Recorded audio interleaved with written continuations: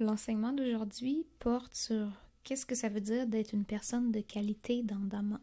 Puis pour expliquer ça, John a commencé à nous raconter l'histoire d'une fois où il était chez Lompa en Thaïlande. Ça faisait pas longtemps qu'il était arrivé là, puis il était dans la pièce avec Lompa et plusieurs autres élèves de Lompa. Puis là, Lompa a dit devant tout le monde, un homme de qualité est arrivé. Fait que là, John il s'est retourné, puis il regardait en arrière, c'est où cette personne de qualité-là que j'ai la rencontrer, qu'elle puisse m'enseigner. Puis là, il cherchait autour, puis les élèves qui l'ont vu chercher ont dit non, non, mais il parle de toi en fait. Et là, John, il était confus, il comprenait pas, mais pourquoi il parle de moi? Moi, je viens d'arriver, je connais rien. Pourquoi il dit ça de moi? Puis c'est juste plus tard qu'il a compris qu'est-ce que ça voulait dire, qu'est-ce qu'il avait vu dans lui à ce moment-là pour dire qu'il était quelqu'un de qualité. Puis qu'est-ce qu'il a compris de ça, c'est comment c'était sa détermination à vouloir se corriger, à vouloir trouver ses fautes, puis pour pouvoir s'améliorer.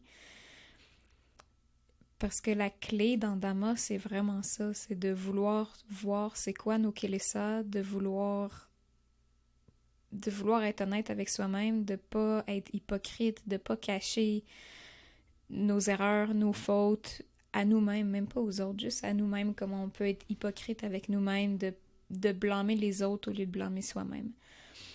Puis pour montrer un peu comment ça se manifestait dans sa vie, John avait fait plusieurs cours de Vipassana, plusieurs retraites de 10 jours ou je pense 30 jours aussi.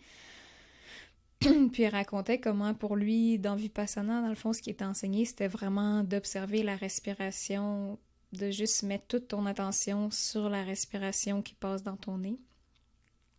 Puis il racontait comment lui, pendant qu'il faisait ça, à l'intérieur, il faisait vraiment une introspection où il regardait, OK, c'est quoi mes fautes, mes problèmes, ça vient d'où, qu'est-ce que j'ai fait de pas correct. Comme jamais il blâmait l'extérieur pour ce qui lui est arrivé, tout le temps il blâmait lui-même.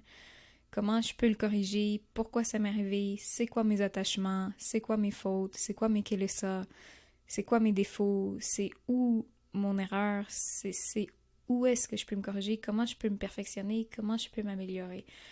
Fait que ces moments de retraite de Vipassana, ils utilisaient comme ça, puis là, ils sortaient de son 10 jours ou son 30 jours avec des longues listes de choses à corriger sur lui-même.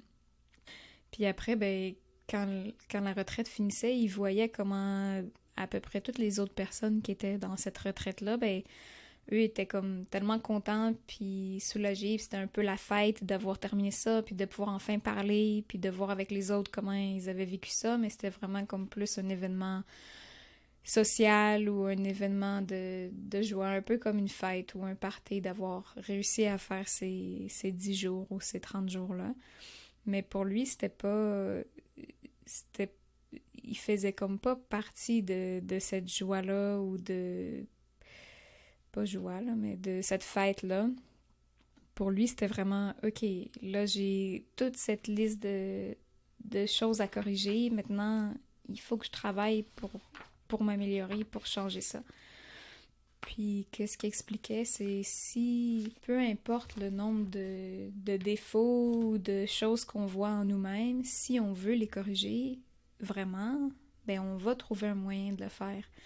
Pareil, comme c'est facile de voir matériellement, si je veux me rendre à Montréal, même si j'ai jamais été, ben je vais prendre une carte, je vais demander à des gens, je vais essayer, puis si je me trompe puis je prends un détour, ben c'est pas grave, je vais réajuster puis je vais finir par me rendre à Montréal.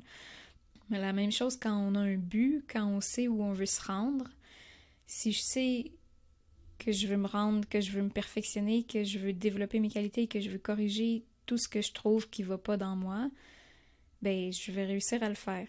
Je vais prendre le chemin pour m'y rendre, si c'est ce que je veux. Mais si je suis hypocrite avec moi-même, si je suis blessée à chaque fois que je vois quelque chose de pas correct dans moi ou que je vois un défaut, ben là, c'est qui est blessé? C'est mon ego qui est blessé. J'alimente mon ego en étant blessé plutôt que de voir, hey, ok, wow, je viens de voir comment je suis hypocrite avec moi-même ou avec les autres ou peu importe. Ok, bon, Je suis hypocrite, maintenant, je veux le corriger. Comment je fais? Comment je m'y prends? Comment je fais ça? Puis je travaille jusqu'à temps que je réussisse à le faire. Donc tout ça pour dire que la personne de qualité dans Dhamma, comme Lompa qui avait dit un homme de qualité est arrivé, c'est-à-dire être quelqu'un de qualité, c'est être cette personne-là qui est honorée de se faire pointer son erreur parce que, hey, je l'avais pas vue, quelqu'un me la pointe, c'est-à-dire que maintenant que je la vois, je peux la corriger. C'est celui qui tout le temps cherche en dedans qu'est-ce que j'ai fait de pas correct, quel est ça que j'ai en dedans qu'il faut que je corrige, qu'il faut que j'améliore. Donc de chercher avec une grande détermination pour voir nos défauts, pour pouvoir les arracher, pour briser l'ego, pour briser les habitudes, pour briser la zone de confort.